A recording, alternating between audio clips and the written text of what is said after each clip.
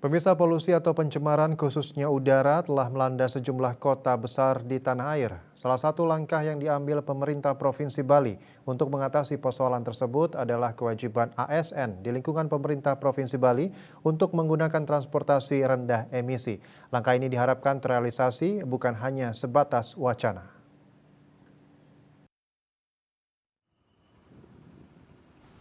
Sejumlah daerah di Indonesia sudah terpapar polusi udara, salah satunya kota Jakarta.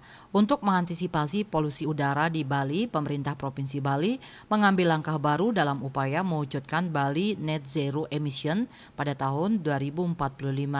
Langkah yang diambil yakni seluruh aparatur sipil negara ASN di lingkungan Pemprov Bali diwajibkan menggunakan transportasi rendah emisi seperti kendaraan bermotor listrik atau angkutan umum setiap Jumat.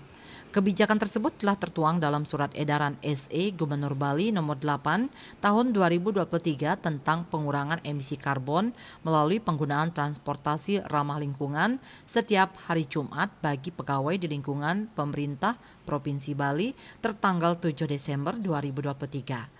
Kebijakan ini pun mendapat komentar dari masyarakat. Melalui akun Instagram @balipos, sejumlah netizen memberikan tanggapannya. Jika mau menggunakan transportasi umum, kendaraan umum bisa menjangkau semua wilayah dan jangan hanya sebatas wacana. Balipos melaporkan.